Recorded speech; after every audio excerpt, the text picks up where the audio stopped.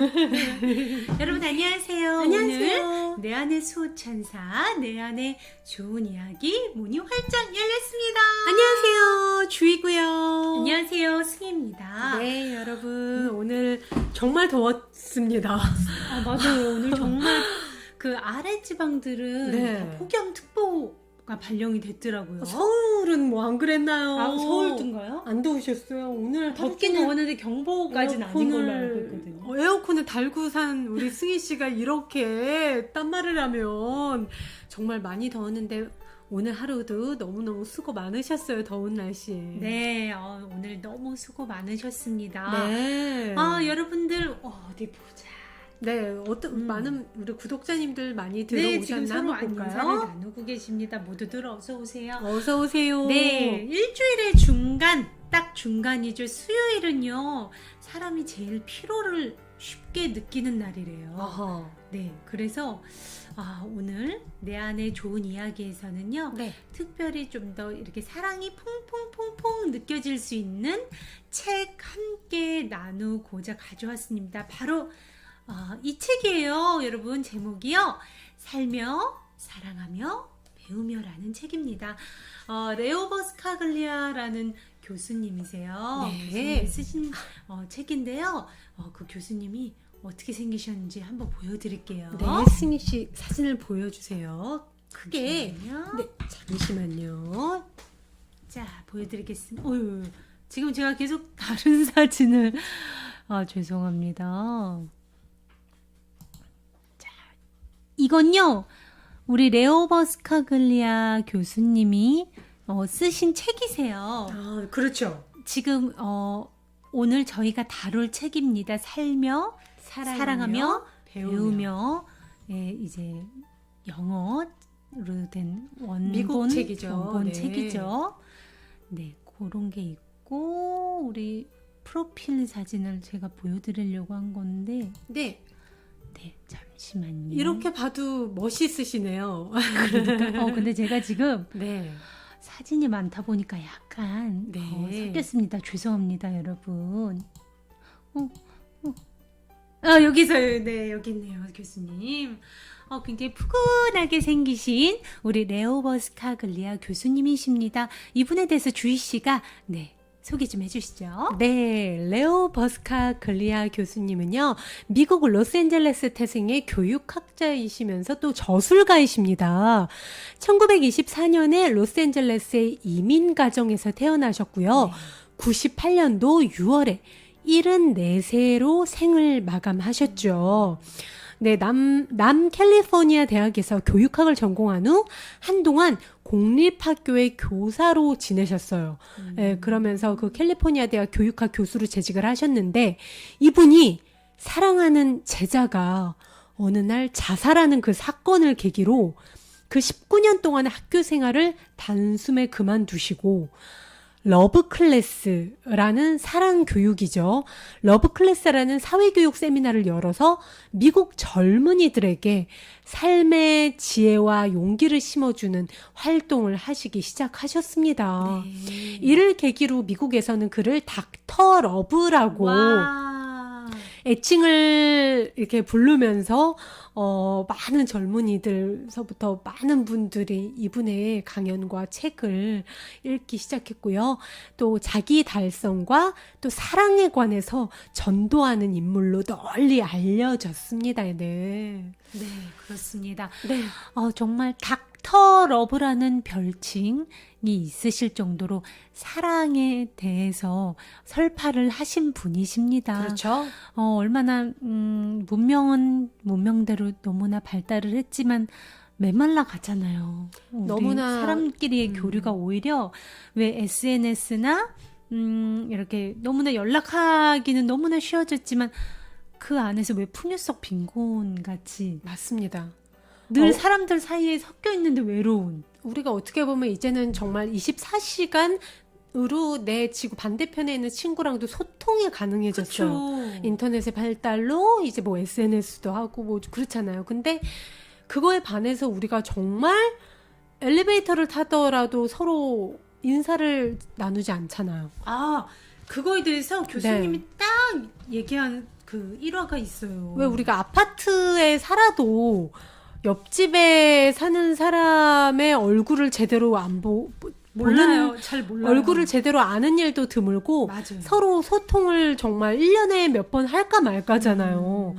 정말 어떻게 보면 정말 승희 씨 말대로 풍요 속의 빈곤인 거죠. 네, 이 레오 버스카글리아 교수님도 그 강의를 하러 학교에 가면은 꼭 엘리베이터에 사람들이 이렇게 문 쪽으로 이렇게 다 이렇게 약속한 것처럼 서 있는 것에 대해서 왜 이렇게 교육받은 대로 우린 이렇게 재미없게 살까 늘 궁금해 하셨대요. 그리고 그걸 너무 이렇게 너무 슬픈 그쵸? 현실로 받아들이셨다고 하죠. 그쵸. 우린 왜 다 이러고 살아갈까? 네. 왜 이렇게 마음을 닫고 살아갈까?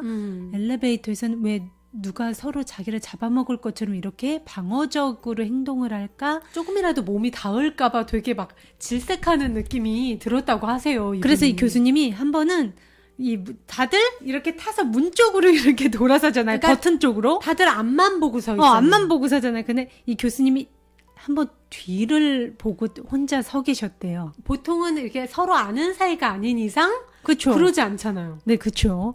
그랬더니 그 여자분 둘이서 너무 놀래면서 그 다음 층을 빨리 눌러서 도망쳤다는 야. 그 일화를 이 책에서도 이렇게 담으셨습니다. 하면서 네. 왜 우리 사회가 이렇게 갈수록 팍팍해지고 왜 서로가 서로를 믿지 못하고 그렇게 살아야 될까 하면서 그 아쉬움에 대한 글을 남기셨습니다. 네.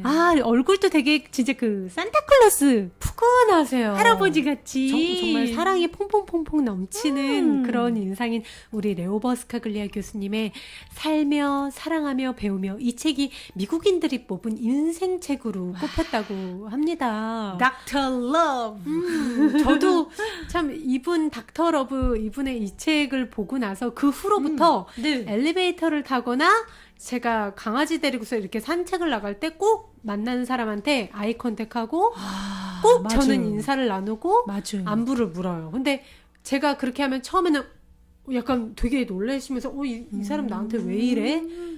뭐 저를 알아보시고 뭐 그렇게 웃으시는 분도 계시지만 제가 그냥 평상시에 노메이크업에 마스크에다가 모자 쓰고 나가면 못 알아보잖아요. 제가 인사를 하고 막 안녕하세요 이러면 되게 뭐야 약간 불쾌하시는 분들이 되게 많았어요. 그럼에도 불구하고 제가 포기하지 않고 계속 인사를 하니까 두 번째 됐을 때는 그분들도 마음을 여시더라고요. 그러니까 우리가 이렇게 먼저 내가 다가서는 그런 용기가 필요합니다. 따뜻한 맞습니다. 사랑이 가득 차는 사회를 위해서요. 네, 이 맞습니다. 책의 내용 제가 조금씩 한번 발췌해서 여러분들과 함께 사랑이 넘치는 내용들을 공유를 해볼까 합니다. 네, 우리 이혜진님이요. 살며 사랑하며 배우며 책 이름 뜻이 궁금해요 하시네요. 뭐 책 이름 뜻이 글쎄요. 저는 특별하다고 생각 안 해요. 우리가 사는 이유가 우리가 태어나서 살아가는 이유가 이 세 줄에 다 들어가 있잖아요. 우리가 사는 이유는 사랑하고 끊임없이 배우면서 성장하기 위해서 사는 게 아닌가. 우리의 삶의 목적 어떻게 보면 그것을 이 제목으로 그분의 철학을 담으신 것 같아요. 맞아요. 이 책의 전반에 걸쳐서 교수님이 계속 강조하신 게 우리는 살아가면서 늘 이웃과 가족과 사랑하는 데 의미가 있으며 또 우리는 계속 배움을 실천하는데 인간으로서의 삶에 존재 가치가 있다. 네. 이거를 계속 설파를 하시거든요. 그러니까 본인이 가장 주력하시는 그 메시지를 제목으로 이렇게 살며 사랑하며 배우며 이렇게 제시하고 계십니다. 네, 그렇습니다. 네. 그럼 우리 승희 씨가 구절을 감명 깊게 읽은 개인적으로 구절을 조금 너무 들려주세요. 너무 많습니다. 너무 많습니다. 많으시면 좀 줄여서 간단하게 소개를 해주세요. 레오 버스카글리아 교수님이요. 네. 사랑학 교수로 전환을 하신 데에는 네. 그 너무나 친하게 지내던 또 아끼던 제자가 하루아침에 자살을 하면서였다고 제가 말씀을 드렸잖아요. 네. 그 다음에 후에 이 교수님이 로스앤젤레스 자살방지위원회에서 일을 또 하셨습니다. 아. 근데 그때를 회고해 보면서 쓰신 글 중에 정말 밤낮으로 그 자살방지 그쪽에 전화가 울려댔대요. 그만큼 로스앤젤레스의 자살률이 높다는 거죠. 네. 그러면서 이 상황은 우리가 지금 정말 뭔가 잘못되고 있다는 뜻입니다. 여러분, 만일 사랑한다는 말 한마디라도 주변에 따뜻히 해주는 사람이 한 명이라도 그 사람 주변에 있었다면 그 사람이 자살을 했을까요? 하면서 글을 쓰셨어요. 네. 아무 조건 없이 너를 사랑하마. 네가 머리가 나빠도 넘어져서 바보처럼 코가 깨져도 그 어떤 잘못을 해도 네가 실수를 아무리 많이 해도 난 무조건 널 사랑할 거야. 이렇게 말해주는 사람이 그 사람 옆에 단 한 명이라도 있었다면 정신병원 신세를 지거나 자살을 하는 사람은 아무도 없을 것입니다. 맞아요. 결혼 생활도 이래야 합니다. 그럼에도 우리들의 실상은 어떤가요? 또 가족도 이런 존재가 되어 주어야 합니다. 네. 하지만 실상은 어떤가요? 하시면서 질문을 던지세요. 네. 네. 정말 저도 우리 특히 가까운 가족끼리 네. 가장 이런 존재가 되어야 되는데 사실 그러질 못해요. 맞습니다. 가깝다는 이유로 오히려 그러질 못하는 현실을 또 저도 되게 반성을 많이 했습니다. 오히려 친구들끼리는 그런 표현을 어떻게라도 할 수 있을 것 같은데 가까운 사이라서 더 부끄러워서 나의 이 마음의 표현을 내 그렇죠. 시기를 놓칠 때도 종종 있어요. 맞아요. 여러분도 그런 경험이 있지 않으신가요? 그러면서 그런 의미에서 저는 로버트 프로스트 심리학자죠. 프로스트가 내린 가족의 정의가 참 마음에 듭니다. 가정이란 찾아가면 언제든지 나를 반갑게 맞아주는 곳이다. 참다운 가정이란 이래야 합니다. 언제든지 나를 반갑게 맞아주는 곳. 아무런 염려 없이 언제든 편히 쉴 수 있는 곳. 그것이 인간이 가정을 꾸리는 단 하나의 이유입니다. 맞아요. 네, 왜 내가 아무리 잘못을 하고 아니면 밖에서 뭔가 되게 혼나거나 아니면 되게 일을 잘 못했어요. 실수를 해서 혼났어요. 네. 딱 문을 열고 들어왔는데 들어와. 그래, 너 속상했지. 너 아까 문자 보내니까 너 그렇게 툭툭거리고 에휴, 오늘 좀 그런 일이 있었구나.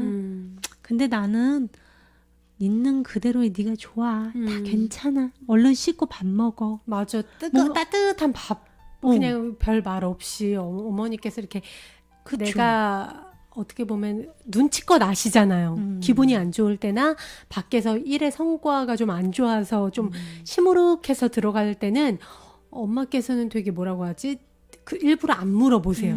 그러면서 최대한 저녁 식사를 푸짐하고 맛있게 해가지고 맞아요. 밥도 갓 지은 걸로 괜히 막 이렇게 모락모락 해가지고서는 막 끓인 그 돼지고기 송송 썰어 넣은 그 김치찌개에다가 고등어 구이 해가지고서는 일부러 이렇게 차려주셨었던 그 기억이 나요. 뭔가 말로는 안 하는데 그냥 밥이라도 한 끼 내가 할 수 있는 한 최대한 이렇게 위로하듯이. 그 밥이 사랑의 모든 그러니까요. 표현을 담고 있죠. 어떻게 보면. 그래서 엄마의 집밥이 그 모든 애정과 엄마의 깊은 사랑을 담고 있다는 게 네. 맞습니다. 근데 이제 교수님은 우리가 좀 더 표현을 해야 된다라고 더 맞아요. 말씀을 하고 계십니다. 네. 이것이 바로 제가 말하는 길잡이의 역할입니다. 지금 육아를 하고 계시는 우리 어머님, 아버님에게도 해당되는 얘기겠죠. 네. 인간에게는 누구나 걱정해주는 사람이 필요해요. 다시 한번 말하지만요. 네. 모든 인간에게는 진심으로 걱정해주는 단 한 명이라도 있어야 한다는 게 저의 요지입니다. 네. 작은 것, 상대방을 걱정하는 작은 마음의 표현, 인간이 얼마나 쉽게 만족을 얻는지는 제가 말씀드렸을 거예요. 손가락 하나가요, 둑을 막을 수 있어요. 그 맞습니다. 무너져가는 사람의 그 마음에 있는 둑을 막을 수 있다는 겁니다. 맞습니다. 그러니까 솔직히 밖에서는 나의 어떻게 보면 잘잘못을 가려주는 사람은 밖에 되게 많아요. 내 지인들 중에서 나의 잘잘못이나 내가 고쳐야 될 점을 이렇게 조언을 해주고 그러는 사람들은 되게 많이 만날 수 있는데 정작 내가 뭘 하든 괜찮아. 그리고 나 너 믿어. 넌 잘할 거야. 너 여태 동안 잘해왔잖아. 난 너 믿어. 야, 너 잘할 거면서 괜히 또 이렇게 우거지죽상이야. 빨리 손 씻고 와서 엄마가 이거 만들었으니까 먹어. 그거에 대해서 묻지도 않아. 그러면서 그냥 나를 믿는다는 듯한 말투, 눈빛, 그리고 뜨거운 밥. 그게 가족의 사랑 표현인 것 같아요. 우리 그 교수님이 괜히 닥터 러브가 되신 게 아니더라고요. 네. 교수님에 대한 어머님, 아버님과의 일화가 나옵니다. 네네. 읽어드릴게요. 네. 제가 되게 재미있게 읽었습니다. 네. 제가 아주 검소하고 단란한 이민가정 출신이라는 걸 알고 계실 겁니다. 부모님은 포도넝쿨이 우거진 이탈리아 북부 지방의 고향이셨는데요. 우리를 과잉 보호하지 않고 아주 검소하게 키워주셨어요. 네. 우리 가족은 모든 걸 함께 했습니다. 기쁨도, 음악도, 경사도, 심지어 고통과 절망도 모두의 몫이었습니다. 부모님은요, 우리 형제들에게 감추는 게 단 하나도 없었다고 해요.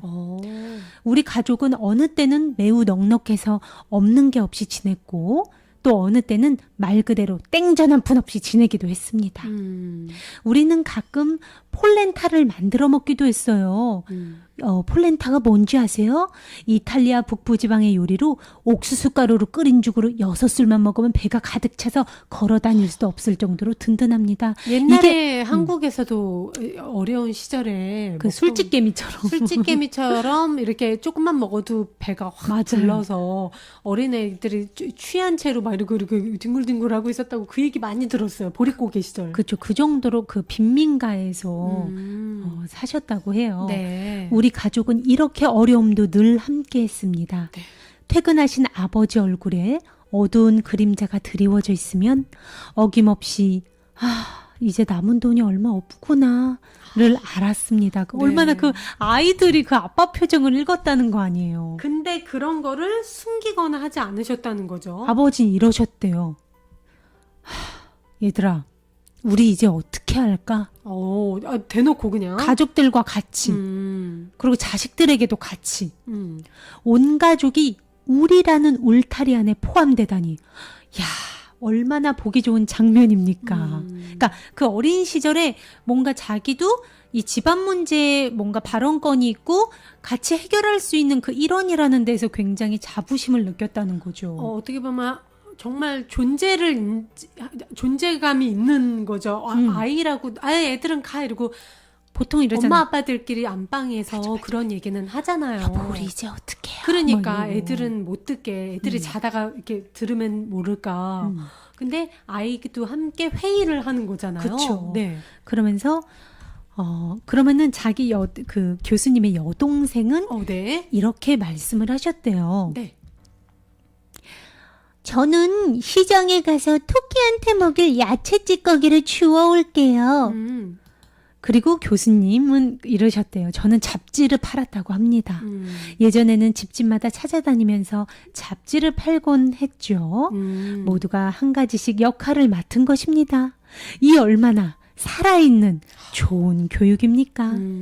우리 가족은 이런 식으로 일체감을 느끼곤 했습니다. 어머니는요, 아주 재미있게 일을 꾸미곤 하셨어요. 어머니가. 아버지 얼굴에 드리운 그림자를 어떻게 하면 없앨 수 있는지 알고 계셨거든요. 뭐예요? 어머니에게는요, 희망의 병, 여기서 버틀 말하는 거예요, 병. 희망의 병이라는 게 있었습니다. 어머니는 가끔 그 병에다가 돈을 몇 푼 넣은 다음에 네. 만일의 경우를 대비해서 뒷마당에 묻어두셨다고 합니다. 그 돈으로 누구도 상상 못할 일을 벌이는 거죠. 뭐 어떻게 해요? 그러니까 집안 사정이 어려워졌어요. 음? 그래서 다들 뭐 콩만 먹고 그 폴렌타만 계속 연속 먹어? 주구장창 먹다가 그 희망의 병을 땅에서 꺼내서 네. 난데없이 닭을 한 마리 사들고 온다든가. 야, 서프라이즈. 서프라이즈. 그것도 힘들 때 그 먹는 치킨 얼마나 꿀맛이겠어. 꿀맛이죠, 정말. 이렇게 우리는 절망을 통해서 많은 걸 배웠습니다. 아, 어머님께서 진짜 현명하시고 위트가 있으시네요. 배고픔을 통해서 우리는 함께 많은 걸 배웠습니다. 음. 우리의 일부가 되고 가족의 일원이 되는 것을 통해서 저는 많은 걸 배웠습니다. 하면서 이 일화를 책에 담아주셨는데 정말 읽으면서 왜 사랑이 이 심장 그 가득 퐁퐁퐁퐁퐁 가득 메워지는 느낌이었어요. 네, 참 이분이 사랑이 넘치시는 게 다 어머니 아버지의 그 그러니까요. 가정 환경이 그래서 그런 것 같아요. 아 진짜 어떻게 보면 가난이라는 게 있긴 있었지만 그걸로 인해서 어린아이인 이 레오버스카 글리아 교수님도 어떤 하나의 인격체로서 존중받으면서 자기도 어린 나이서부터 잡지를 팔면서 부모를 도우면서 자립심을 키우고 맞아요. 또 그런 상황에서도 긍정적인 엄마의 모습 맞아요. 그 속에서도 위트를 잃지 않고 자기가 혼자 조금씩 동전을 모아서 그 땅에다 묻은 병 속에 있는 돈으로 아버지가 의기소침해하거나 가족들이 그냥 이렇게 위축돼 있을 때 닭을 한 마리 사오셔가지고 가족들끼리 파티를 열고 그러니까 정말 행복한 가정 환경을 만든다는 거 이게 절대적으로 돈이 많고 풍족하고 뭐 가족들이 다 같이 모여 살아야 되고 뭐 이런 것에 절대적인 게 아니에요. 갖춰져야만이 아니라 어떻게 보면 그 안에서 우리가 만들어가는 맞아요. 것 같아요. 나름. 네. 왜 진짜 왜 오늘 먹는 한 끼의 밥에 콩과 김만 있더라도요. 온 가족이 웃으면서 마음을 나누면서 먹으면 그건 최고의 만찬이 될 수 있어요. 맞아요. 근데 아무리 치킨, 뭐 맛있는 거 피자 이런 게 딱 있어? 우르르 있어도 서로 말 안 하고 눈치 보고 그 불편한 상황에서 아무리 진수성찬이면 뭐예요? 우리가 드라마에서 그런 장면 많이 보잖아요. 왜 재벌집이나 아니면 막 그런 장면들 나오는데 다 속으로 딴 생각하고 있어 가족들끼리. 뒤에서는 딱 이렇게 일하시는 어머님들이 막 맞아요. 4분 5분 이러고 서서 계세요. 서서 기다리고 있고 이러고. 대리석 식탁 위에는 칠면조서부터 뭐 맞아. 너무 많아. 근데 서로 딱 마음속으로 어떻게 하면 내가 제 재산을 가져가지? 막 그리고 머리 싸움 하면서 말 시키면 네 어머니 이러고 우리 그런 장면 많이 봤잖아요. 맞아요. 진수성찬이 차려져 있다고 해도 가족들끼리 서로의 마음이 사랑이 없는 상태라면 그 먹는 고기 반찬이 꿀맛일까요? 저는 그런 생각을 해봅니다. 소피아님께서 부모님들이 아주 현명하시네요. 그리고 이 가족은 삼박자가 다 있네요. 살면서 부모에게 사랑받고 배우고. 오, 맞습니다. 소피아님 정답이에요. 그러셨어요. 네, 우리 레오버스카 글리아 교수님께서는요, 죽음에 대한 얘기도 학생들과 굉장히 많이 나눈다고 합니다. 죽음을 받아들이는 것이 우리에게 굉장히 소중한 일이라고 합니다. 죽음을 받아들여야 우리가 지금 살고 있는 이 순간순간을 받아들일 수가 있대요. 죽음을 받아들여야 삶도 받아들일 수 있다. 네. 죽음을 통해서 인간은 한계를 배운다고 합니다. 교수님은 학생들에게 앞으로 생명이 닷새밖에 남지 않았다면 누구와 무얼 하고 싶은지 적어서 내라는 숙제를 내주고는 한다고 합니다. 우리 구독자님들 채팅창에 한번 적어보실래요? 지금부터 오늘부터 딱 닷새 후에 죽는다. 오 마이 갓. 오늘부터 딱 닷새 후에 죽는다 하면 하고 싶은 거 당장 하고 싶은 거 하나씩 딱 하나씩 적어주세요. 제일 하고 싶은 거. 학생들의 답은 되게 평범하게 그지없대요. 근데 교수님께서 리포트마다 커다란 글씨로 이런 일들을 지금 하면 어떨까? 라고 적어서 돌려준다고 합니다. 앞으로 삶이 닷새밖에 남아있지 않다면 누구누구한테 사랑한다고 말하겠다고 지금 당장 결심을 하라는 거죠. 생명이 닷새밖에 남아있지 않다면 해변을 걸으며 저녁 노을을 감상하겠다고요? 아하. 아니 왜? Why? 지금 하면 안 되는 거죠? 그러니까요. 하지만 우린요, 삶과 거리를 두듯 죽음과도 거리를 둬요. 맞아요. 나랑은 상관없는 것처럼. 맞아요. 대부분 죽음을 어떻게 받아들여야 할지 모른 채 금방이라도 약간 눈물을 흘릴 듯한 그런 약간 그런 얼굴 있죠. 죽음 이러면 죽음이요? 좀 약간 이런 얼굴로 그냥 당장은 내가 나랑 상관없는 일인데 뭔가 하면서. 걱정거리를 평생 짊어지고 사는 듯한 죽음이란 단어가 나오면 맞아요. 두려움에 그 죽음이란 삶의 이면에 불과하다는 사실을 우리가 깨달아야 한다고 합니다. 맞습니다. 네, 나를 담고 있는 이 그릇, 몸이죠. 나를 담고 있던 그릇과 이별하는 것이며 삶의 연장선입니다. 죽음을 통해서 우리는 삶을 계속 이어나가는 법을 오히려 배우잖아요. 맞아요, 맞아요. 네, 오히려 이렇게 한번 내가 닷새 후에 죽으면 뭘 해야지를 한번 생각을 하고 나면 내가 왜 지금 이 순간 그걸 실천할 생각을 못했지? 지금 이 순간이 더 소중해져요. 맞습니다. 그럼에도 우리가 이런 얘기 들어도 뒤돌아서서는 그래도 먹고 살기 바쁜데 이러고 바로 쳐다보지도 않아요. 함께 사는 친인척도 우리가 1년에 한 번 볼까 말까잖아요. 네, 맞아요. 그러니까 어떻게 보면 너무 바빠서 서로 쳐다볼 틈이 없는 건데요. 우리가 보통 아이들이 결혼을 할 때가 돼서야, 애들이 떠날 때가 돼서야 그들을 위해서 너무 정신없이 뛰느라 정작 서로 쳐다볼 시간이 없다는 걸 지적을 하셨습니다. 맞습니다. 네, 어느 강연회에서요 교수님이 이런 말을 했더니 네. 한 여성이 그리고 눈물을 글썽이면서 말하더래요. 아니 왜 우세요? 여쭤봤대요. 우리 아이를요 똑바로 쳐다본 지 하도 오래돼가지고 얼굴이 생각나지 않아요. 우리의 얼굴이. 그랬더니 다른 한 분이 이렇게 말하더래요. 네. 저도 마찬가지예요.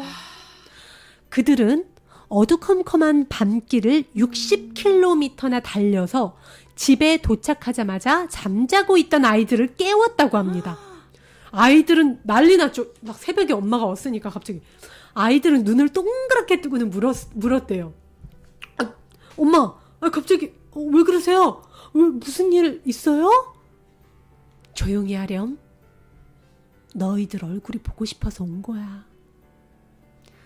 여러분, 이 순간을 절대 놓치지 마세요. 여러분이 사랑하는 사람들의 얼굴은요, 아침에 다르고 또 저녁이 다릅니다. 여러분의 얼굴도 마찬가지예요. 그 변화를, 우리 가족들이 변하고 있는 이 순간순간의 모습을 절대로 놓치지 말라고 교수님께서 당부하십니다. 우리 언니 얼굴 한번 봐야지. 우리 언니 얼굴 한번 보고. 그러니까 그렇다니까요. 우리 구독자님들 글도 한번 보고. 혹시 이렇게 올리신 분 계세요? 닷새에 대한? 네. 생각이 안 난다고. 네. 지금 다들 막막하셨나 봐요. 그런가 봐요. 그러니까 우리들이 평상시에 이런 것들을 어떻게 보면은 깊이 한번 생각을 해봐야 돼요. 죽음을 그만큼 나랑 상관없는 일로 여기셨기 때문에 댓글 쓰실 때도 막막하신다는 답이 나오는 거예요. 저는 아까 주희 씨한테도 얘기했지만 정확히 닷새 후에 제가 죽는다면 네.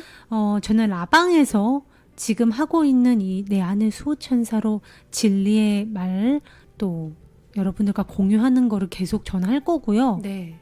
그리고 더불어서 그동안 제가 조금 저와 연을 맺었던 사람들 있죠. 인간관계. 인간관계 네. 맺었던 사람들 소중한 사람들, 떠나갔던 사람들. 찾아가서 손잡고 눈을 보고 싶어요. 그렇게 하면 죽음을 맞을 때 되게 마음 편할 것 같아요. 네. 근데 지금 이 순간 그렇게 살려고요, 정말.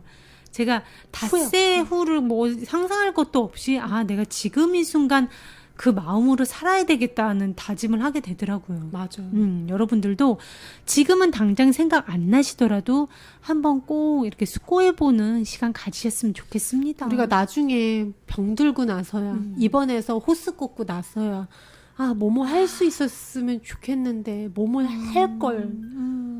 어디 가서 그거 벚꽃 할 때 그 내장산 가서 벚꽃이나 좀 한번 볼 걸 건강할 때 이러잖아요. 건강할 때 지금 사랑하는 사람 얼굴 보러 가고 사랑한다고 전화해서 얘기하고 지금 당장 우리 하자고요. 후회하지 않게. 우리 혜진님이요, 죽음에 대해 두려워해서요 상상을 해본 적이 없어요. 그러니까 두려운 거예요. 그 상상조차 두려운 거예요. 솔직히 우리가 다 그래요. 저도 그렇고 누구나 다 그렇습니다. 근데 이런 어떻게 보면 왜 이런 말도 있잖아요. 죽기 연습을 해보자. 그러면 후회 없이 살게 된다. 그쵸. 이 순간에 대한 소중함이 더 이렇게 통렬하게 가깝게 다 이렇게 그쵸. 체감할 수 있게 돼요. 그러면서 저는 죽음을 한동안은 늘 염두에 두고 아침에 일어난 적이 있어요. 그 상쾌한 아침에 죽음을 항상 생각했다고 하면 사람들이 너 왜 그래? 무서운데요? 너 뭐 왜 고민이 요새 있어? 문제 있니? 우울해? 근데 행복하게 아침마다 죽음을 생각했어요. 지금 오늘이 마지막 날이라고 생각을 하자. 그러면 너 뭐 할래? 그러면 제가 한때는 그런 적이 있었어요. 제가 고양이를 키우는데 강아지도 키우고 만약 내가 오늘 죽는다고 하면 막 고양이가 놀아달라고 막 이러고 나한테 애교를 부려. 너무 심심해하면서. 근데 나는 뭐 빨리 해야 돼가지고 막 뭐 보고선 있어. 막 핸드폰으로 뭐 올린다고 막. 근데 막상 내가 오늘이 마지막 날이면 내가 이 핸드폰 업로드를 하겠어요. 얘 얼굴을 한번 쓰다듬겠어요. 얼굴을 한번 쓰다듬죠. 내가 만약 호스 끼고서는 그러고 있다면 업로드를 하겠어요. 사랑하는 가족들 손을 잡고거나 고양이 눈을 한번 더 보겠죠. 그렇게 하니까 제가 업로드를 하려다가 그걸 내려놓고 우리 고양이한테 가서 걔 배도 만져주고 실로 한 번 더 놀아주게 되더라고요. 그러니까 그 상태에서 죽음을 우리가 늘 염두를 해두면 내 삶의 우선순위가 확실히 보이고 그래서 후회 없는 선택을 매번 내리게 된다는 거죠. 그러니까 매 순간은 현명하고 후회 없이 가장 내 영혼의 바람대로 살 수 있게 해준다는 거예요. 맞아요. 나 자신을 속이지 않게 된다는 거죠. 왜 우리가 뭐 해야지 하고 계획을 쫙 세우는데 솔직히 이 중에서 내가 정말 하고 싶은 거는 거의 뒤에 있어요. 뒤에 있거나 없는 경우도 많아요. 맞아요. 거짓 바람일 수 있어요. 별로 안 중요한 거야. 근데 그냥 어떻게 보면 허전하니까 아니면 불안하니까 만든 가짜 계획들이 많아요. 맞습니다. 근데 정말 오늘이 맨날 일어나서 오늘은 내 인생의 마지막 날이다. 오늘 뭐 할까 하고 적으면 거기에 아마 정말 가치 없는 것들은 적을 생각조차 안 나게 될 거예요. 그런 의미에서 우리가 어떻게 보면 약간 행복한 죽기 연습? 네. 이런 상상 한번 해보는 게 지금 가장 가치 있게 여러분들이 지금을 누리실 수 있는 또 그런 도움이 되지 않을까 해서 네. 알려드렸습니다. 네. 레오버스카글리아 교수님은요, 이 책에서 또 이런 말씀을 하세요. 몸으로 느껴야 진짜다! 몸으로 느끼라고요? 몸으로 느끼라고요? 교수님 무슨 말씀이세요? 제가 글을 읽어드릴게요. 네. 제 평생 가장 잊지 못할 경험이 하나 있는데요. 전국 시각장애인협회 사람들에게 강연을 했을 때입니다. 강연이 끝난 뒤에 맹인 남성 한 분이 저를 찾아왔습니다. 선생님을 손으로 한번 더듬어 봐도 될까요?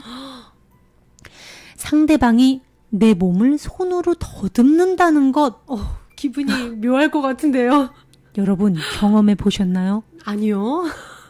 그건 상쾌한 바람이나 전류가 몸을 타고 흐르는 것 같은 그런 기분이랍니다. 여러분이 지금 당장 제 몸을 손으로 더듬어 봐도 좋습니다. 이 교수님 성격이 딱 이러세요. 네. 오랫동안 열심히 해보고 싶으시다면 강연이 끝난 뒤에 마음껏 저를 더듬어 보셔도 좋습니다. 저의 어머니는 늘 이렇게 말씀하셨어요. 얘야, 손으로 직접 만져봐야 믿을 수 있는 거란다. 그러니 상대방으로 하여금 나를 믿게끔 하고 싶다면 어떻게 해야 하는지 아시죠? 오케이. 손으로 만지고 몸으로 체험해봐야 비로소 믿을 수 있다는 말은 영원한 진리입니다. 이러면서 네. 그러니까 어떻게 보면 우리가 스킨십이라는 것에서 되게 내가 특히나 잘 모르는 사람이 나를 만진다. 얼마나 거부감이 들어. 특히 방어적이고. 미국보다 동양권에선 더 그렇죠. 스킨십에 대해서 그쵸. 더 보수적이니까 이렇게 뭐 키스를 만나면은 이렇게 퐁을 한다거나 유럽은 키스를 하잖아요. 이게 양쪽으로. 볼키스 하죠. 그렇죠. 우리나라는 아무래도 동양권은 더 서로 간의 거리가 아무래도 가족끼리도 있죠. 근데 이제 교수님은 뭐든지 실제로 진짜 느껴봐야 그 상대에 대해서 알 수 있다고. 나무도 그래요. 네. 우리가 한 그루의 나무를 잘 아는 게 뭘까요, 여러분? 뭐 백과사전으로 그 나무의 뭐 기질이라든지 무슨 토양을 줘야 잘 자라는지 그게 과연 그 나무에 대해서 잘 아는 걸까요? 아니면 직접 만져보고 냄새 맡아보고 그 안에 어떤 벌레들이 그 위에 있나 살펴보고 나뭇잎의 질감은 어떤가 만져보고 향기를 맡아보는 걸까요? 당연히 후자죠. 후자죠. 네. 우리 사람도 그래요. 아무리 이런 친구들 있죠. 5년 동안 카톡으로만 연락하는 친구들. 있죠. 근데 안 봐. 그건 진짜 보고 싶은 게 아니에요. 그쵸. 근데 그냥 생일 때 메시지는 보내요. 근데 야 우리 조만간 하다가 밥 한 번. 나중에는 서로 무안해져서 그런 사이들은 끊겨요. 아유, 그쵸. 주시 한번 우리 진정성이 결여됐으니까. 우리 언니 이거 만져 이게 같이 이게 살도 부비고 네. 우리가 그렇게 딱딱하게 살지 말자고 교수님은 말씀하십니다. 서로 느끼고 채취도 좀 느껴보고 우리 그러면서 살아요. 어떻게 보면 그 얘기를 여기서도 이렇게 말씀을 하세요. 우리는 흔히 자신이 만들어 놓은 자아를 소중하다고 생각한다고 해요. 자신이 만들어 놓은 자아가 어떤 걸까요? 뭐 강주희라는 사람? 뭐 대한민국에서 태어나고 직업이 어떤 거고 경력은 어떻고 뭐 친구는 이거고 동생이 누구고 이런 경력들. 하지만 단언컨대 그 자아를 만든 사람은 여러분이 아닙니다. 그것은 유감스럽게도 다른 사람이 만든 것입니다. 어떤 사람이 되어야 하고 어떤 사람은 되지 말아야 하며 어떻게 움직여야 사랑받고 어떻게 냄새를 맡아야 하고 어떤 것을 어떻게 해야 하는지 그 모두가 다른 사람들이 여러분에게 어릴 때부터 알려준 것들, 세뇌시킨 것들이라고 합니다. 한 발짝 뒤로 물러나서 내 자아를 테이블 위에 올려놓고 너 여기서 잠깐만 기다려 하고 말할 수 있다면 얼마나 좋을까요? 그렇게 한다면 새로운 깨달음이 새로운 나, 진짜 나가 내 안으로 들어올 수 있습니다. 자아는 자기 방어를 위해 주변에다 거대한 담벼락을 쌓아놓는 습성이 있습니다. 그러고는 그 담을 현실이라고 부르죠. 그렇게 만들어진 울타리 안에 갇힌 자아가 보기에 현실이 아닌 것은 결코 울타리 안으로 들어올 수가 없습니다. 그리하여 사람들은 흔히 보고 싶은 것만 보고 듣고 싶은 것만 듣고 또 맡고 싶은 냄새 맡고 싶은 것만 냄새 맡으면서 지낸다고 해요. 그 밖의 것들은 없는 것이나 마찬가지가 됩니다. 근데 사실은 그렇지가 않대요. 우린요 이것들을 다 그러니까 어떻게 보면 내 삶의 현실에서 다가오는 모든 것들을 호불호로 나뉘면서 난 이것만 취할래. 너는 저리 가. 나 이거 싫어. 이러면서 내 삶의 울타리를 만들고 좋아하는 사람들이랑만 나의 성에서 갇혀 지낼 게 아니라 나한테 다가오는 이 모든 것들 혹은 나를 조금 불편하게 하는 사람들일 수도 있고요. 내가 싫어하는 상황일 수가 있어요. 그리고 내가 한 번도 겪어보지 않은 어떻게 보면 불안한 어떻게 보면 예측 불가능한 상황 어떻게 보면 같이 있으면 불편할 것 같은 사람들이 될 수도 있어요. 그 모든 것들을 받아들여보고 맛보고 만지고 끌어안고 겪어봐야 한다고 합니다. 우리가 원하는 대로가 아니라 있는 그대로 삶을 살아야 한다고 합니다. 내가 원하는 대로의 삶을 만든다고 하면 그 삶은 얼마나 좁겠어요. 내가 원하는 사람하고만, 내가 원하는 음식으로만, 내가 원하는 직장에서 내가 원한, 그러면 사람들은 그게 그러면 행복할 거라고 생각하지만 그거는 삶을 사는 게 아니에요. 빨주노초 파남보 레인보우 색깔, 무지개 색깔이 삶이라고 하면 그 삶은 빨강색이랑 보라색만 취하는 삶이, 그게 어떻게 삶이에요? 그건 삶이라고 부를 수가 없죠. 우리가 다채로운 색깔 안에서 어떻게 보면 맛보고 씹고 깨져도 보고, 그게 순간적으로 고통스러울지 모르겠지만 결국에는 그 아래서 깨서, 그 고통으로 인해서 아래서 깨서 거기서 부화된 병아리, 거기서 자라난 닭이 내 존재가 달걀이 다가 아니었구나를 그렇게 하면서 알려고 이 지구에 태어난 거잖아요. 그러니까 삶이 내가 원하는 대로만 굴러가야 된다고 생각하면은 너무 힘들어지는데, 있는 그대로의 삶을 내가 그냥 다 맛보겠다 하고 모든 방어와 공격을 내려놓고 나 이 삶을 한번 맛볼래 하고 마음을 열면 그때부터 삶은 나에게 무한하게 친절하게 돼 있습니다. 그쵸, 승희 씨? 네. 저는 감정에 대해서도 그렇게 생각해요. 꼭 행복하고 기쁘고 즐거운 게 좋은 거다라는 것도 하나의 관념이거든요. 이 감정은 내가 좋은 거고, 이 감정만 느끼고 싶어 하는 것도 그것도 하나의 선입견이고 편견이에요. 왜냐면 어떤 감정이 좋다라는 거는 우리가 만든 거거든요. 어떻게 보면. 맞아요. 또 약간 우울한 감정을 즐기는 사람도 있어요. 특히 예술하시는 분들 중에서는. 네. 그러니까 어떤 감정에 대해서도 나는 이게 좋으니까 이것만 취할래. 그러면 그 사람한테는 자기가 원하지 않는 감정들이 다가오는 게 공포와 두려움이 돼요. 근데 내가 걔네들도 어떻게 보면 어떤 나쁜 감정이라는 관념을 벗어 제끼잖아요. 그럼 얘네는 그냥 왔다 가는 거예요. 그리고 왜 인간의 가장 나는 이 몸이 아니다. 나는 이 감정들이 아니다. 나는 이 생각들도 아니다. 나는 상처받을 수 없는 영혼이다. 늘 저희 확언 많이 하잖아요. 그렇죠. 이 영혼의 속성은요, 고요함이라고 합니다. 우리가 행복하고 기쁜 게 우리의 속성이 아니에요, 여러분. 고요한 그러니까 즐거운 막 들떠 있는 그 상태가 우리의 속성이 아니고, 어떻게 보면 우리 진짜 상태, 우리의 속성은 평화롭고 고요하고, 그 고요한 기쁨 아시죠? 고요한 기쁨, 평화로운. 그렇죠. 그래서 우리가 어떻게 보면 전 긍정적인 것만 좋아요. 아니요, 저 기쁜 것만 좋아요. 난 슬픈 거, 죽음 무서워. 이것도 내가 두려움이라는 어떤 틀을 만든 거기 때문에 그건 언제든지 그것들이 나를 두렵게 만들 역할을 부여해 주는 거예요. 힘을 부여해 주는 거예요. 내가 걔네들한테 나를 공포스럽게 만들, 날 나약하게 만들 힘을 주는 거예요. 왜냐면 언제든지 그런 감정은 올 수 있거든요. 우리가 육체를 입고 있는 한은. 그렇죠. 그러면 저는 희노애락이 오든지 우리가 선포를 하는 거예요. 나는 이 몸이 아니고, 난 이 희노애락 감정이 아니야.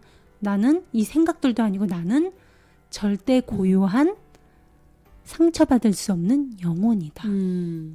고요한 게 우리의 속성입니다. 그러니까 맞아요. 우리가 희노애락에 괜히 너는 좋은 거, 너는 나쁜 거 하고 관념으로 애써 차단하고 그거에 휘둘릴 필요가 없어요. 여러분. 맞습니다. 네. 나에게 다가오는 모든 감정들도 사랑하고, 나에게 다가오는 모든 사건과 상황과 사람들, 이 모든 걸 그냥 선물로 모든 걸 한번 받아들여 보는 거예요. 우리가 지금 삶을 살고 있는데 삶은 긍정을 하고 죽음을 부정을 한다면 보통 우리가 이원성의 세상이라고 했잖아요. 이 지구는 이원성의 세상이면 두 개가 동시에 함께 붙어 다니는 삶을 말합니다. 동전의 양면처럼, 시소처럼. 그러면 여러분, 기쁨은 슬픔이랑 붙어 다니고, 흑과 백, 좌파, 우파, 모든 게 양극으로 돼 있어요. 맞아요. 삶이 있으면 그럼 뭐가 있어요, 우리가? 죽음이 죽음. 있어요. 탄생이 있으면 소멸이 있어요. 지금 보시는 분들 다 우리 모든 식물, 동물처럼 우리가 탄생을 했으니까 언젠간 소멸을 할 거 아니에요? 죽을 거 아니에요? 근데 삶은 긍정을 하고, 건강하게 살아야죠. 근데 죽음은 부정한다고 하면 그게 어떻게 제대로 사는 거예요? 맞아요, 맞아요. 우리가 진짜 제대로 산다는 건 그 모든 거를 동등하게 바라보고 그 모든 걸 껴안겠다고 허용하는 겁니다. 그럴 때만이 내가 진짜 내 삶의 주인이 될 수 있고요. 두려움, 불안, 그 모든 거 그래 오라 그래 어차피 허상인데 뭐 나는 이 몸이 내가 다가 아니고 이 마음, 감정이 내가 다가 아닌 게 알아. 나는 순수한 영혼이야. 근데 내가 허상인 두려움, 불안, 죽음? 그런 건 없어. 영혼이 죽음이 어딨어. 순수 의식이 물에 젖거나 불에 탈 수 있어요? 의식이? 아니에요. 우린 그런 존재예요. 근데 뭐가 두려워요? 그러니까 앞으로는 난 죽음도 오케이 오라 그래. 근데 왜냐면 내가 삶을 사랑하니까. 삶을 사랑하는 사람은 죽음도 사랑한다는 말이에요. 그 말이. 나는 삶을 사랑해. 내 인생을 제대로 살겠어는 다가오는 그 어떻게 보면 내 어떻게 뭐라고 하죠? 내 영혼을 담고 있는 그냥 그릇이잖아요. 이 몸은 그 이상 그 이하도 아니거든요. 나 이거 벗어야 될 때 되면 이 옷 벗을래. 난 이 인생을 한바탕 즐기다 갈 거니까.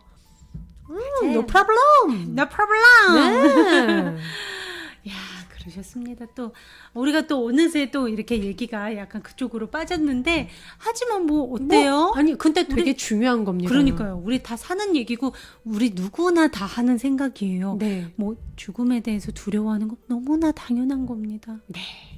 승희 씨. 네. 네. 그리고요. 제가 가장 또 감명 깊게 읽은 구절 네, 읽어드릴게요. 읽어주세요. 지금 당장 사랑한다고 말하자. 어허. 네. 오늘 밤 여러분께 강연할 주제는요. 제가 정말로 소중하게 여기는 테마로 이름하여 완전한 인간이 되는 기술입니다. 여러분, 그건 기술입니다. 여러분은 어떤지 모르겠습니다만 저는 제가 인간이라는 것이 인간이 되는데 필요한 모든 잠재력을 가지고 있다는 게 정말이지 끔찍이도 좋습니다. 아, 표현 너무 화끈하세요. 저는 교육심리학자 기너트 씨가 쓴 글을 보고 굉장히 감동받았는데 이런 내용입니다. 저는 나치의 강제수용소에서 살아남은 사람입니다. 거기서 저는 사람으로서 차마 눈뜨고는 못 볼 광경을 수없이 목격했습니다. 네. 유식한 공학도들이 만든 가스실, 고등교육을 받은 의사들 손에 독살당한 소년소녀, 간호사들 손에 살해당한 아이들, 고등학교와 대학교를 졸업한 사람들에게 총살당한 여자와 젖먹이들. 그렇죠. 그래서 저는 교육의 회의를 품게 되었습니다. 선생님이 가르치는 학생들을 부디 인간이 되게 해주십시오. 박식한 괴물이나 유능한 정신병자 혹은 고등교육을 받은 폭군으로 만들지 말아주세요. 읽기, 쓰기, 철자법, 역사, 수학은 학생들을 인간답게 만들고 난 다음에 그 다음에 비로소 중요한 것입니다. 저 이 말에 정말 공감합니다. 정말 이 글을 읽고 또 교육학 교수이신 레오버스카 글리아 교수님도 굉장히 많은 걸 느끼셨다면서 이 글을 소개를 하셨어요. 네.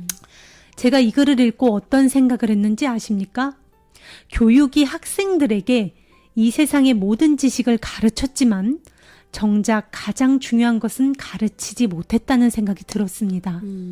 바로 인생 말입니다. 맞습니다. 우리가 살아가면서 반드시 알아야 하는 것인데도 학생들에게 인생에 대해 가르치는 학교는 어디에도 없습니다. 인간이 되는 법과 인간이 되는 것의 의미, 나는 인간이다 라는 말이 뜻하는 존엄성을 가르치는 교사는 이 세상에 아무도 없습니다. 저는 토크쇼를 좋아합니다. 네. 멋진 사람들을 많이 만날 수 있기 때문이죠. 그럼 꼭 나가면 저한테 물어봐요. 박사님, 사랑은 무엇입니까? 그럼 저는 이렇게 대답합니다. 잘 모르겠는데요. 근데 절 따라오시면 사랑을 하면서 사는 게 어떤 건지 생활로 전 보여드릴 수 있습니다. 몸소 보여주겠다. 그것처럼 제대로 보여주는 게 어딨어요. 왜냐하면 사랑의 범주는 너무나 광범위해서 쉽게 평생 자기는 정의를 못 내리겠다고 사랑한 교수님이 무슨 말씀을 말인지. 하셨어요. 그러니까 감히 언어로 그쵸. 그 광대한 사랑이라는 감정을 언어로 한계 지을 수가 없다는 의미인 것 같아요. 그쵸. 네. 그러면서 주희 씨가 제대로 말씀하셨어요. 언어로 뭔가 사랑의 의미를 한계 지으면 얼마나 또 많은 오해를 만들겠어요. 네. 저는 참 안타까운 게 제가 촬영장 가서 이제 수고하셨습니다. 사랑합니다. 제가 이렇게 말하면 아니 무슨 사랑이야. 사랑은 남자친구랑 해야지. 이렇게 말을 하시는 거예요. 사랑을 정말 한계적으로 표현하죠. 사랑을 그냥 드라마에서 남녀 간의 그 설레이는 짜릿짜릿 그래봤자 몇 개월간은 그 사랑으로만 너무 한정을 지어서 우리가 생각을 하고 있다는 거죠. 네. 근데 가장 큰 사랑이 뭘까요, 여러분? 내어줌이죠. 정말 너무나 우리가 값으로 말로 한정 지을 수 없는 사랑이 우리 생활 속에 있어요. 맞아요. 엄마, 어머니, 아버지가 주시는 사랑, 또 우리가 자식에게 느끼는 사랑, 또 우리가 할머니, 할아버지를 보면서 또 받는 사랑. 그것뿐만 아니라 우리가 나랑 피가 섞이지 않고 그렇다 할지라도 제가 정말 아끼는 예를 들어 우리 팬카페 식구들이나 저랑 뭐 연고가 없잖아요. 어머. 연고도 없고 피가 섞인 것도 아닌데 그들이 아프면 진짜 아프거든요. 아, 고민을 맞아요. 들으면 제가 언제나 한번 그들의 누군가 고민을 올렸을 때 제가 진짜 밤새 고민을 했던 적이 있었어요. 근데 내가 진짜 피가 섞인 가족이 힘들다고 했을 때도 그런 적이 없었는데 그런 감정을 든 걸 보고 이게 다 사랑이란 말이에요. 이게 맞아요. 사랑이 아니면 뭐겠어요. 맞아요. 그 감정을 말로 표현할 수 없다는 거죠. 이거는 뭐뭐야라고 어떻게 단순화 시킬 수 있겠어요. 지금 채팅창에 지금 당장 사랑한다고 말해주자. 지금 당장 사랑한다고 말하자. 막 다 여러분 모든 분들 사랑합니다. 나도 사랑해. 현정아 사랑해. 막 난리가 났어요. 네. 지금. 혜지야 사랑해. 막 너무 예쁩니다. 네, 지금 맞아요. 얼마나 좋아요. 선영아 사랑해 이러고 좋아요. 우리 사랑의 반대말이 무관심이란 말이 있잖아요. 맞아요. 그러니까 표현을 해줘야 됩니다. 증오가 아니라 사랑의 반대말은 무관심이 맞아요. 교수님도 말씀하셨습니다. 사랑의 반대는 미움이 아니래요. 사랑의 반대말은 무관심이래요. 그러면서 또 주희 씨가 네. 또 한 구절. 네. 잠시만요. 네. 그러면서 교수님이 말씀하셨어요. 완전한 인간이 되는 것은요, 우리에게 허락된 최고의 경지 맞습니다. 저는 제가 완전한 인간이 되는데 필요한 잠재력을 가지고 있다는 사실을 깨달을 때 가장 가슴이 두근거립니다. 저는 신이 될 수는 없지만요, 온전히 제 역할에 최선을 다하는 인간이 되려면 무엇이 필요한지는 말할 수 있습니다. 바로 사랑입니다. 말씀하셨어요. 맞습니다. 참 사랑에 대해서 알려주는 거 아니면은 왜 교수님께서도 이렇게 말씀하세요. 인생을 다루는 수업이라든가 사랑을 다루는 수업이라든가 외로움을 어떻게 하면 우리가 극복할까 이런 강의가 없는 게 너무나 어이가 없으셨대요. 정말. 이런 걸 가르치겠다고 했다가는 덜 떨어진 인간 취급을 당하기 십상이었다고 합니다. 이 당시만 하더라도요. 그래서 도서관으로 가서 종교서적 같은 걸 막 잔뜩 쌓아두고 그 공통점을 찾아봤더니 너무 깜짝 놀라셨대요. 예수께서는 이렇게 말씀하셨다고 합니다. 인생을 알고 싶거든 네 안을 들여다보아라. 부처 또한 똑같은 말을 하셨고 도교, 코란, 히브리어로 된 성서 모든 종교에서 바깥으로의 여행은 무의미하다. 내면을 들여다보지 않으면 결국 숲속에서 길을 잃고 헤매게 될 뿐이다. 나에 대한 모든 해답은 밖이 아니라 내 안에 있다고 그 말씀을 하셨습니다. 하지만 우리 사람들이 TV만 보더라도 육체가 가장 소중하다고, 육체에 대한 모든 관심밖에 없잖아요. 우리가 SNS 보더라도 여름 됐으니까 몸매 관리, 몸에 뭐를 먹이면 건강할까, 어떤 음식이 몸에 좋을까, 다 육체에 관한 것만 있지, 우리 이 내면에 관한 그런, 어떻게 하면 단절감, 이 외로움, 공허함, 갑자기 가슴이 뻥 뚫리는 이 우울감, 지독한 우울감, 그거를 극복하려면 어떻게 해야 될까, 이런 교육은 우리가 없잖아요. 맞습니다. 진짜 이 세상에 나 혼자 힘으로 할 수 있는 게 없어요. 다 사실은 연결되어 있습니다. 우리가 네. 이 손바닥 마저도 우리가 박수를 치려면 양손이 부딪혀야 되거든요. 네. 근데 손바닥이, 그러니까 즉 두 명이 박수를 치면 그 소리는 더 커지고, 여기 계신 우리 구독자님들과 다 같이 동시에 박수를 치면 그 박수 소리는 또 얼마나 커지겠습니까? 네. 그거랑 우리의 사랑 에너지가 똑같아요. 정말 우리가 한 마음이 돼서 사랑을 실천하고, 주변에 있는 이웃, 또 주변에 있는 내 가족에게 진심으로 사랑을 우리가 그냥 실천할 수만 있다면, 그 사랑 에너지는 정말 이 지구, 우주를 움직일 수 있는 힘이라고 합니다. 맞습니다. 네. 우리 구독자님들도 지금 사랑에 대해서 너무나 좋은 말씀들을 이렇게 많이 해주고 계십니다. 오늘 정말 우리 레오 버스카글리아 교수님 덕분에 우리가 사랑을 네. 몸소 마음껏 느낄 수 있었던 날이었던 것 같아요. 네, 맞아요. 네. 저는 사랑, 주시는 사랑이 뭐라고 생각해요? 참 어렵지만, 사랑학 교수님도 정의하지 못한 사랑, 주희 씨한테는 무엇인가요? 저는 안아줌 같아요. 그게 그냥 포옹을 말하는 게 아니라 어떤 일이 있든 무슨 행동을 했든 어떻게 보면 진심으로 내 마음을 다해서 그것을, 그 모든 허물까지도 안아주는 게 사랑인 것 같아요. 네. 그리고 사랑은 안아줌과 내어줌이 아닌가 싶어요. 내가 가지고 있는 거, 아낌없는 나무라고 하잖아요. 내가 가진 거 모든 것들을 내 잎사귀며 가지며 뿌리며 줄기며 그 모든 열매며 모든 것들을 내어줬을 때 제 사랑이 오히려 완성이 되는 기분이 들더라고요.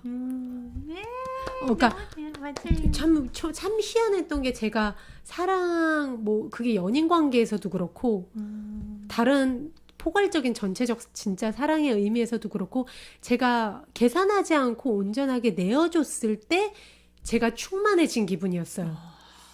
일방적으로 제가 받는 관계도 있었어요. 친구들은 부러워하기도 하고, 제가 봐도 되게 너무 고맙긴 한데 막 계속 제가 너무 받으니까 일방적으로 그 관계는 제가 충만함을 잃어버려요. 제가 무조건 받기만 해도 충만함을 잃어버리고 제가 뭔가 결핍이 있어서 계속 받는 듯한 느낌이 들면서, 정말 우리가 내가 사랑이구나를 완전하게 느끼고 내가 완성된 그 충만함을 느낄 수 있는 방법은, 내가 가진 모든 것을 내어줬을 때 나의 모든 게 꽉 차는 기분이 들더라고요. 그게 봉사활동을 하면서도 제가 느꼈던 거고요. 네. 그리고 그냥 우리 팬클럽 친구들이나 아니면 우리 구독자님들이 고민 같은 사연이 있을 때 제가 정말 명상과 또 제 안의 지혜를 통해서 막 사연을 쓰고 새벽까지 막 쓰잖아요. 자고 싶은데 쓰잖아요. 쓰고 다시 명상하다가 그런 고민 상담을 제가 해가지고 이렇게 내어드렸을 때, 그것을 제가 정성스럽게 한 걸 내어드렸을 때 그분들이 댓글로 정말 도움이 됐다고 그렇게 한 줄을 남기시거나, 그럴 때 그분보다 제가 더 어떻게 보면 충만하게 꽉 찬 느낌이 든다고 할까요? 그래서 직접 체험으로 알았어요. 내가 내어주고 내 남은 것들을 싹싹싹싹 비워서 다 드릴 때 내가 완성이 되는구나. 그게 사랑이구나 라는 거를 알게 됐던 것 같아요. 저는 사랑을 생각하면 이게 나랑 같아요. 나랑. 나랑? 그게 뭐죠? 사랑은 자기 자신과의 사랑입니다. 내 안에 나를 진짜 진심으로 사랑해 줄 때 내 주변에 있는 모든 사람을 사랑할 수 있게 되는 것 같아요. 맞아요. 맞습니다.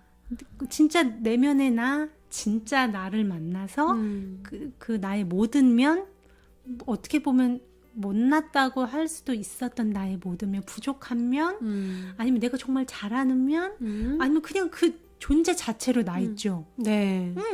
있는 그대로의 나. 있는 그대로의 나. 어떻게 보면 강승이라는 이름 자체도 관념도 벗어던진 그냥 존재 자체로 나를 진심으로 감싸줄 수 있을 때, 그리고 모든 걸 받아들이고 허용할 수 있을 때 이 세상도 다 내가 되는 거고, 맞아요. 이 세상에 있는 모든 다른 사람도 다 내가 되는 거예요. 맞습니다. 뭔가- 있는 그대로의 나를 허용했을 때, 있는 그대로의 나를 그대로 안아줄 때, 내가 나한테 어떠한 걸 요구하고 내가 나한테 넌 이래야 돼. 더 일해야 돼. 난 더 너한테 이면이랑 이면만 원해. 하면 많이 그러죠. 그 반대로 사람도 그렇게 봐요. 맞아요. 쟤는 저거 내가 싫어하는 내 모습인데 난 너도 이거 싫어. 이렇게 똑같이 투사를 거거든요. 맞아요. 그래서 그 사람을 우리가 보통 인간관계에서 만날 때 내가 싫어하는 사람은 그 사람의 내가 싫어하는 면을 내가 갖고 있어서 그렇대요. 내가 보기 싫은 내 모습인 거. 내가 싫어서 꼭꼭 내 안에 숨겨두고 사람들한테 안 보여주는 모습을 그 사람이 보여주는 거야. 맞아요. 근데 그 사람의 싫은 모습이 내 눈에 보이게 된 거는 내가 그 면을 가지고 있어서 그렇대요. 그러니까 우리가 어려울 게 없어요, 솔직히. 헌신하는 거, 무엇을 내줘도 내가 풍요로워지는 거, 그거 다른 게 아니라 나한테 그렇게 하면 돼요. 네. 나한테 무엇을 내줘도 다 너무나 좋고 풍족하고 네. 만족하면 맞아요. 다른 사람한테 줄 때 똑같이 느껴져요. 맞아요. 그리고 저는 또 이렇게도 표현할 수 있을 것 같아요. 제 안에 신성을 발견하게 되면 그게 진짜 자기 사랑이 되는 것 같아요. 제가 제 육체를 쓰다듬으면서 주희야 사랑해, 이게 자기 사랑이 아니라 저한테 있어서 진짜 어떻게 보면 자기 사랑은 제 안에 신성을 발견했을 때였거든요. 내가 이 몸과 마음이나 감정에 국한된 아주 작은 점이 아니었구나. 난 알고 봤더니 나는 여태껏 이 작은 한 점, 육체나 뭐 대한민국 뭐 가수 이런 타이틀 그리고 사람들이 만들어 놓은 수식어, 뭐 기분을 좋아하게 만들고 뭐 비타민 C 같은 뭐 이런 수식어, 난 그 한 점이 나라고 생각했는데 그걸 지우개로 지우니까 전체가 내가 돼버린 거예요. 캔버스가 있으면 그 한 점 매직으로 그 한 점이 난 줄 알았는데 그 한 점을 제외한 모든 흰 바탕이 나였던 걸 알았어요. 내가 전체가 되고 내 안에 신성을 알게 된 이상 내가 나를 사랑하는 게 아니라 내가 그냥 사랑 그 자체가 돼버린 거예요. 내가 나를 사랑하는 게 아니라 내가 사랑인 걸 발견을 한 거예요. 내가 사랑인 걸 발견한 이상 내가 가진 모든 거를 사람들한테 줘도 나는 부족하지 않아요. 내가 사랑이니까. 내가 사랑이니까. 사랑이 부족한 게 어딨어요. 사랑의 고갈이 어딨어요. 여러분, 우리 그래 한마디씩 적어요. 나는 사랑이다. 나는 사랑 그 자체이다. 나는 사랑 그 자체이다. 우리는 모두 사랑이에요. 그렇기 때문에 내가 가진 거 뿌리, 줄기, 잎사귀 다 내줘도 사랑은 그러면 더 확장된다고 하죠. 그렇죠. 내가 주면은 더 확장된다. 왜냐? 사랑이라는 건 의식이거든요. 의식은 우리가 퍼뜨리면 퍼뜨릴수록 확장이 되게 돼 있어요. 제가 지금 여러분들한테 여러분 나는 사랑 그 자체입니다 하는 순간 우리 여기 오신 많은 들어오신 구독자분님들이 그 순간 확장을 지금 하고 계시잖아요. 그러니까 제가 여러분들한테 줬더니 제가 모자라진 게 아니라 더 많아진 더 거예요. 확장됐죠. 의식은 제가 줄수록 확장이 되고 더 많아지지 마이너스가 되지 않아요. 그게 우리의 순수 본질 존재의 상태거든요. 그러니까 여러분 우리는 사랑이니까 사랑을 내어줄수록 우리는 더 커집니다. 네. 우리가 그렇게 위대한 존재예요. 그게 진짜 자기 사랑입니다. 네. 네. 오늘 사랑을 주제로 또 레오버스카글리아 교수님의 살며 사랑하며 배우며 책 여러분들과 함께 했습니다. 오늘 기존에는요 원래 저희가 이제 인물에 대해서 일대기를 돌아보고 글귀를 돌아봤다면 오늘은 책으로 한번 시간을 채워봤는데요. 어떠셨는지 모르겠네요. 네, 저희도 또 책으로 여러분들께 저희 주희승이가 개인적으로 참 소중해하는 우리 레오버스카글리아 교수님의 책 살며 사랑하며 배우며 이 책으로 오늘 여러분들과 함께 해봤습니다. 아, 여러분들 부디 교수님이 하시는 말씀은 복잡한 게 없죠? 네, 맞습니다. 뭐인 것 같아요, 우리 승희 씨는 교수님이 하시는 말씀. 지금 사랑하라. 그렇죠. 지금 가족들과 만지고 느끼고 사랑한다고 말하고 표현하라. 네. 나중에 뭐가 잡히면 그때 가서 그러면 너무 늦어요. 우리는 그때쯤에는 그 사람이 어떻게 보면 내 목소리를 못 듣게 되는 상태일지도 모르잖아요. 사람 일은. 그러니까 우리가 지금 이 순간에 내 마음속에 있는 사랑을 곁에 있는 사람에게 멀리 있으면 전화로라도 표현을 하자는 거죠. 네, 맞습니다. 그리고 교수님은 계속 말씀하세요. 사랑은요, 배울 수 있습니다. 나는 그런 거 잘 못해 하는 여러분이 계시더라도 우리가 사랑이니까. 그러니까요. 우리가 사랑이니까 사랑은 배울 수 있는 거래요. 네. 그리고 하면 할수록 더 표현하기도 쉬워집니다. 네.